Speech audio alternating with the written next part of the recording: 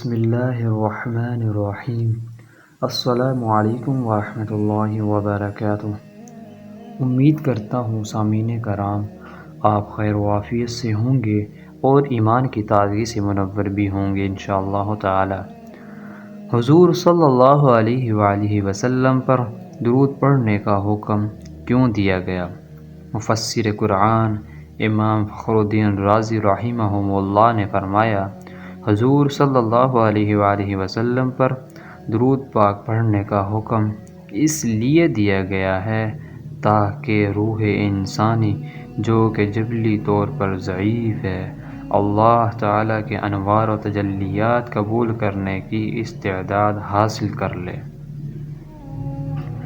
جس طرح آفتاب کی کرنیں مکان کے روشن دان سے اندر جھانکتی ہیں تو اس کے مکان کے در و دیوار روشن نہیں ہوتے، لیکن اگر اس مکان کے اندر پانی کا طشت یا آئینہ رکھ دیا جائے اور آفتاب کی کرنیں اس پر پڑیں تو اس کے عکس سے مکان کی چھت اور در و دیوار چمک اٹھتے ہیں۔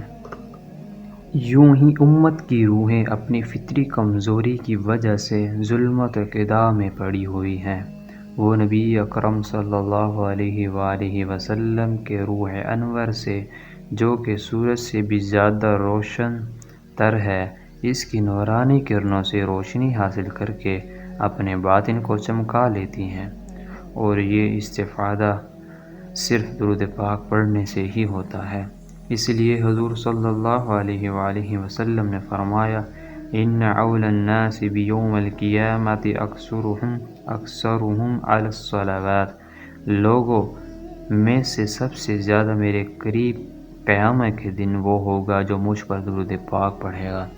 سامعین کرام، روزانہ کم از کم 100 مرتبہ درود پاک لازمی پڑھا کیجیے۔ یہ اپنے اوپر فرض کر لے، آپ اس کی تجلیات و انوارات اپنی زندگی میں دیکھیں گے انشاءاللہ تعالی۔ باقی آپ مجھے اپنی دعاؤں میں یاد رکھیے گا۔